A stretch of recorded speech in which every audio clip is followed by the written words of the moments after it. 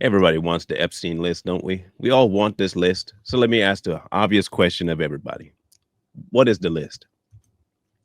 Look, we're going to have an honest conversation today, a very frank, non-biased conversation about the Epstein list.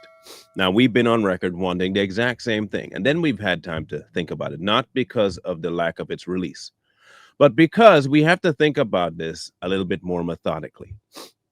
So let's look at this from two angles. What is the list? Well, let's do it three ways. What is the list? Can it be released? And what will happen with the people that are supposedly on this supposed list? So let's tackle the first one. Now, what we're looking for is technically what they call the Epstein client list. So let's ask this one. If he had a client list of people sleeping with younger people, minors, would he write this down as though these people dealt with this particular person, or would you only be able to see it in a video? Say, I have a trafficking ring and I invite person A. Person A comes over. Do I write down that person A was with victim 1, 2, 3, or 4? And if I write that down, am I writing that down to link it specifically to one person? What exactly are we looking for this list? And why would he keep such an incriminating thing in his household to incriminate even himself? Because he would have to write himself as the seller. Now, what we do know is that the grand jury records that which Mr. Trump has asked to be unsealed, only the judge can unseal it. Now, if we remember too, by around July, President Trump had asked the DOJ to do exactly that, start the process to unseal grand jury material. Now, if the people that were involved in these grand jury cases were only the ones mentioned by Ms. Jeffrey or anyone else, then the people on the list we can't really do much with because they weren't involved in the case. Say, for instance, person A, B, or C were at the facility, Epstein Island, but there are no records on file that say they did anything. But they do have a connection with Mr. Epstein. Are we to assume that they are, one, participants in his activity, or two, just there?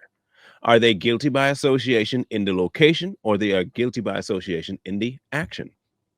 Now, is this defending anybody? No, no, no, no, no, no. You have an affiliation with the man on the island. We have the right to think. Hear me out. Think what we want of you. Proving something about you, whole nother situation. So the list itself might be giving us something to think about and to accuse people of. But what can we do? Now, by July, we're in Florida, and August in New York, the judges denied the DOJ's request to release the files. Now, is that on President Trump? The answer is no. If he puts in the request and he cannot make it happen, and it gets denied by the judges who are the only ones can unseal them, how is that his fault? But of course, the buck will have to stop with him by the social side of it because he's the one that says he was going to unseal them. So when we look at this Epstein list thing, we have to start thinking a little bit more methodically. And this is what we mean. Do we want to know how many people were involved in anything to do with children on that island? Yes. Do we want the names of people who are actually doing stuff with children? Listen to me carefully. Do we want the names of the people who are doing stuff with children on that island? Yes. But we don't just want the names of people doing stuff with the children on that island. We want them arrested because they were doing stuff on the island and we have proof. If that's what the list does. Now, if particularly that this court filing that happened between Jeffrey and Maxwell lists other names, which is what he was hoping to have unsealed, and it does not get unsealed, what is our next step? Is there a list to unseal if that cannot be unsealed by the judges? Are we looking for just files that have to do with it? Are we looking for names that have to do with Epstein? Are we looking for that black book to be released? We had the black book before. The black book didn't tell us a whole lot, except that he has these people written down as contacts in a book. Now, if we were to take Mr. Trump's word, where he said that he told the DOJ to seek any Epstein-related grand jury testimony and release them to the public, and the judge decided that that was not by his own or her own approval, what do we do with that situation now? Now we have two options, I guess. We could say, okay, Mr. Trump, we need you to fire certain people to get this particular thing done. But can he? He can't do that with a judge. No. He can do it with Pam, he can do it with Cash, but they have to go through the same hurdle that Cash and Pam would have gone through, which is the judges. So what do? We don't have a whole lot of options left on the table, do we? No, we don't. And that is the biggest problem. Here it is. So right now, the courts ruled on July 23rd, the Southern District of Florida. The motion was denied, no extraordinary basis for breach in grand jury secrecy. Now make this one make sense. The public is asking for it. We know that Mr. Epstein was guilty of stuff. We know that Miss Maxwell was guilty of stuff. So what exactly is there that needs to remain secret? Well, here's what could be. What if the names that are mentioned were only mentioned as acquaintances and not as accomplices, thereby making the release of those names non sequiturs? In other words, these people are not involved in the case the way that we think they are. So releasing these names to the public would only create a further issue for the people. It's kind of like you saying, I was at a store and it got robbed and two people got their lives ended. Now on camera, I'm standing right next to one of the persons that did the life ending. And in the court, my name has to be mentioned because I was there. Now, if someone asks for all the names in the public sector of who was there, suppose someone thinks, oh my goodness, he was standing right next to that person. I bet you he was part of this and he was an accomplice, but that wasn't the case. There are many issues that could rise from it. I'm not saying that that is always the case, but I'm saying if the names are there, maybe what needs to happen next is a discovery to see what their role was. But that can't happen until the judges give that okay. The New York Southern District on August 11 also denied that motion. Unsealing it wouldn't add meaningful public information and raise privacy concerns. That was their answer, not the president's, not the DOJ's, the judge. So if it was right now that things in that file were unsealed right now for anyone, any name at all, what would it mean for public trust? One, what would it mean for the people that are mentioned? Two, and would it be any sort of relief for the victims? The answer to all of that is still unknown because we don't know the names and we don't know the relationship they have with the victims, nor do we know if they had any relationship with the victims. This lies squarely on the judges.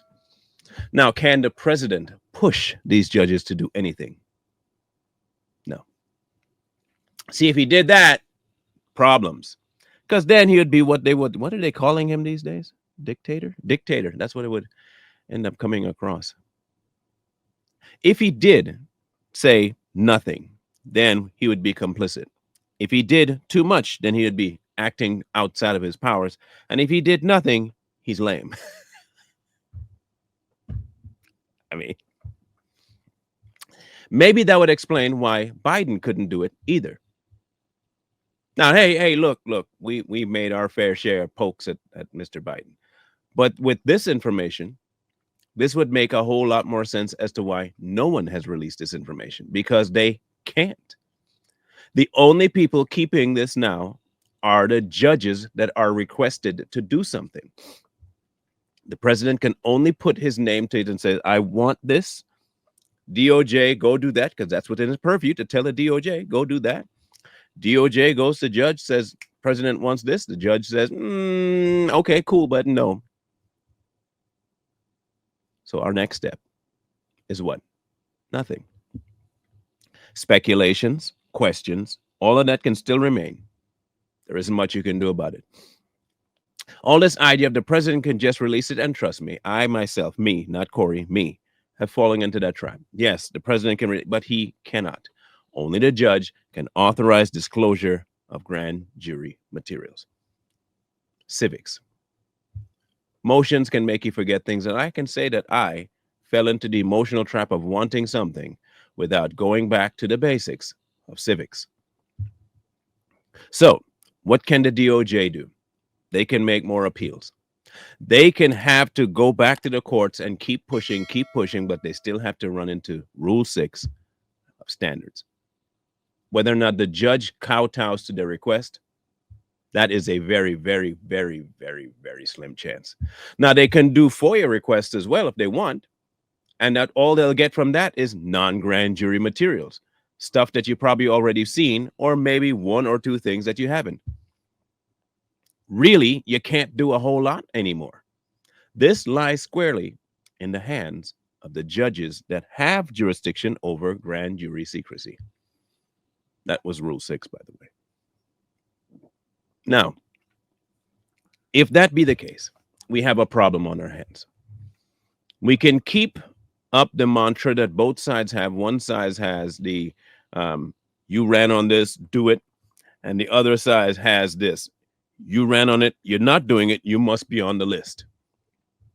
Now, we can always get upset at both and just use our whole emotional state and absolutely be in an uproar about it, or we just understand we're not going to get that and focus right now on victims that have not seen justice yet and try to make that our goal.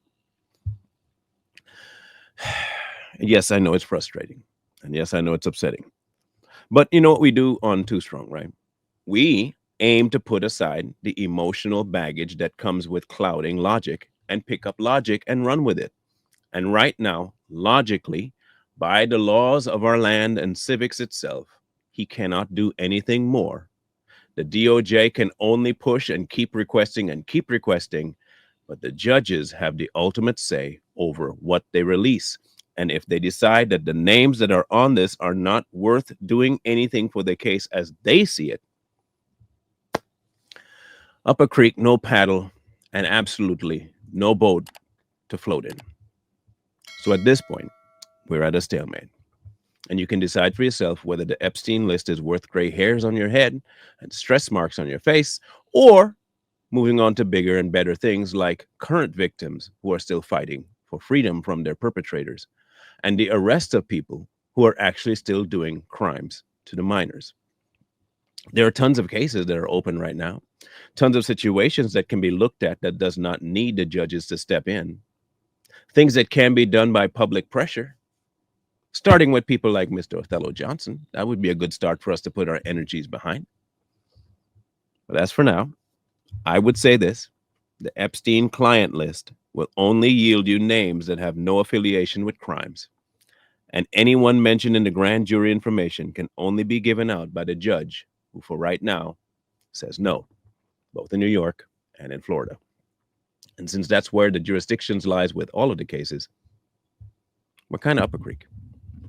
So, what are your thoughts? Are you still going to blame the man for doing what he could do? Maybe you can blame him for over talking and over promising, overreaching. I could definitely get behind you on that one. 100% behind you on that one. Say you promised too much. You got our hopes up. Now you can't do nothing, so you lied. Well, you can say it's a lie, or you can say it's over promising. Either way, he can't do anything about it right now. So let me know what your thoughts are. Let me know how you think we should go about this as the public, social media, all that stuff. And do you agree with the information we presented? If you have a rebuttal, please let that be known too. In fact, you may want to tell us in detail why we're wrong about this particular thing. And if that's the case, hit us up. Too Strong Gmail, Too Strong Podcast at gmail.com. Too Strong Podcast at gmail.com. And let us know your thoughts. Heck, you might be so adamant about it, you might be able to talk about it with us live. Never know. We look forward to reading your comments here on the platform when it comes to Mr. Epstein, Mr. Trump, and the DOJ. And if it's really interesting, instead of you hitting us up, we might be reaching out to you.